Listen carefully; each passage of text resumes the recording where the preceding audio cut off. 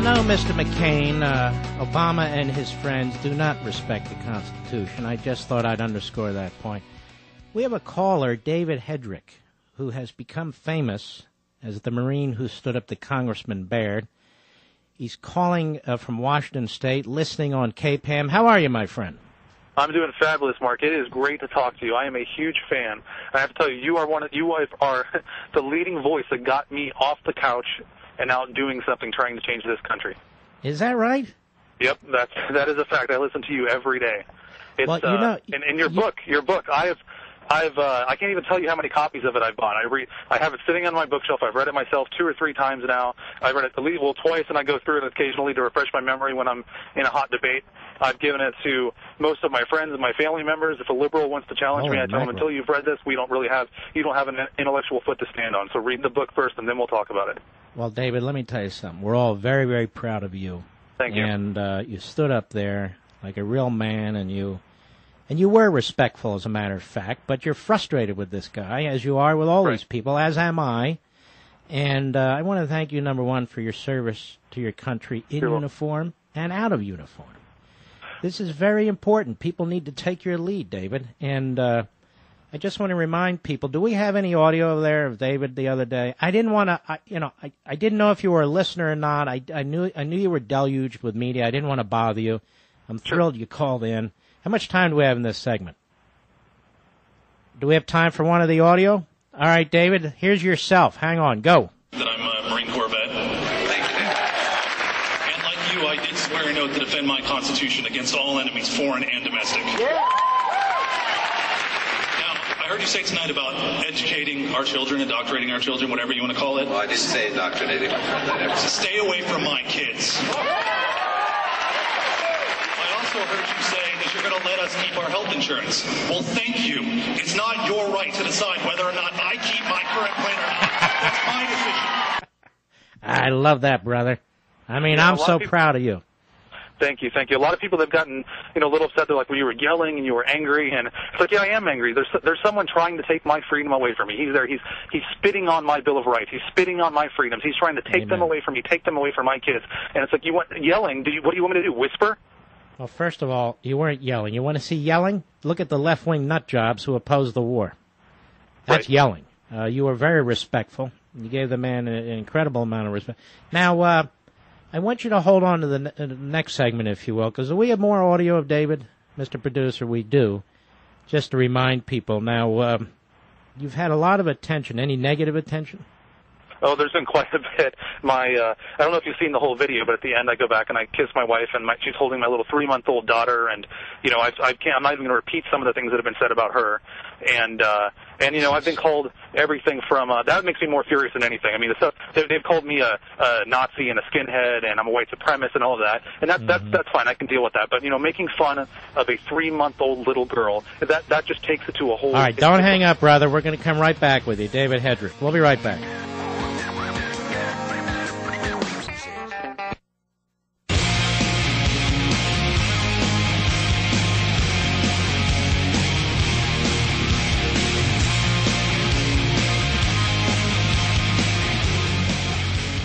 David Hedrick, listening on KPAM, Washington State. He's the Marine who spoke up against, Congressman Baird. And he called in. I didn't prod you to call in. I didn't even know who you were, did I? No, you didn't. I called in myself. I had to call quite a bit. You're a popular guy. Let me say this. It's an honor that you're a listener, and I greatly appreciate that, and we appreciate all our listeners. I know there are terrific people out there. And, David, I want the audience to listen to one more clip of you. Sure. Let's hit that clip. Go. Now, I've heard recently in the media, you and some other people on the national political stage call us brown shirts because we oppose it. No, I did not. What I said was, and I've apologized for it. Okay, well, thanks for apologizing, but I won't speak to you, then I'll speak to others. But I'll remind you, a little history lesson. The Nazis were the National Socialist Party. They were leftists. They took over the finance. They took over the car industry. They took over health care in that country. If Nancy Pelosi wants to find a swastika, maybe the first place she should look is the sleeve of her own arm. Now, what I want to know is, you done a lot of things that violate your constitutional oath, as you know. What I want to know is, as a Marine, as a disabled veteran that served this country, I have kept my oath. Do you ever intend to keep yours? Yeah, that was the killer line there, David, I thought. Thank you. Thank you. And I meant it, and that's the thing is he has to realize is, for some of us, I understand that for congressmen it's typical, it's just, an oath is just something you say. But for some of us, we don't just say it, it's something that we meant. And I meant that oath, and I still mean it today. We have to defend that Constitution if we want to keep it.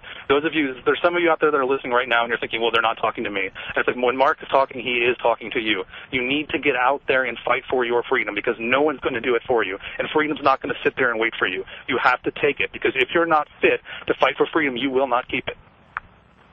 Man, I like you. You going to run for office, maybe? I'm thinking about it right now, sir. I've got a lot of people that are getting behind me, and for all the negative criticism I've been getting and all the mean things people have been saying, I've got a ton of support, and the support is actually overwhelming. I usually don't even have to defend myself. It's, freedom-loving Americans are coming to my defense, and it's an awesome thing. Well, David, we're going to take your number, and keep in mind, we all take a lot of crap. Reject it, ignore them, stay focused. What you did was absolutely superb and outstanding. I'm very proud of you. Thank you. And we'll talk again, all right, brother? Thank you, sir. You truly are the great one. Thank you. Well, I appreciate it. God bless. There you go, David Hendrick, the magnificent Marine. We'll be right back. He's here. He's here. Now, broadcasting from the underground command post, deep in the bowels of a hidden bunker, somewhere under the brick and steel of a nondescript building, we've once again made contact with our leader, Mark Levin.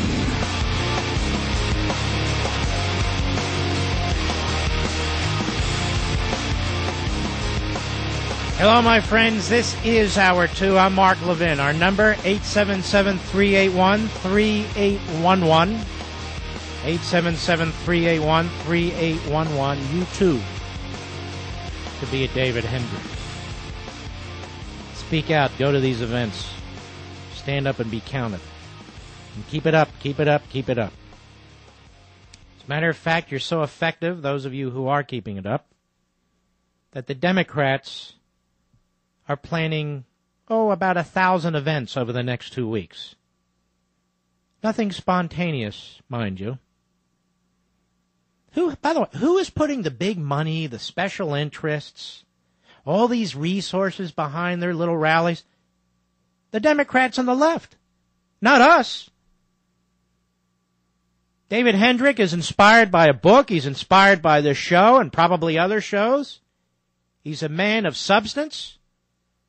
Nobody had to pay for him to go anywhere. Nobody had to organize him. He just did it. That's the difference between citizen activists and community organizers. They're a perception. We're a reality. They're superficial. We're substance. CNN, a Democratic official, says the National Party will hold more than 1,000 events over the next 2 weeks in its latest attempt to pressure Congress to embrace President Obama's call for health care reform. Now, that is a fascinating sentence.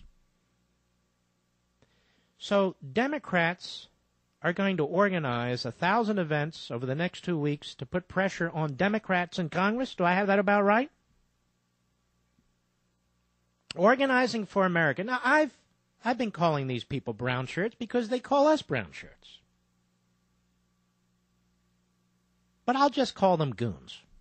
Organizing for America, Obama's campaign goon operation, now housed at the Democratic National Committee, is coordinating the health insurance reform now let's get it done events.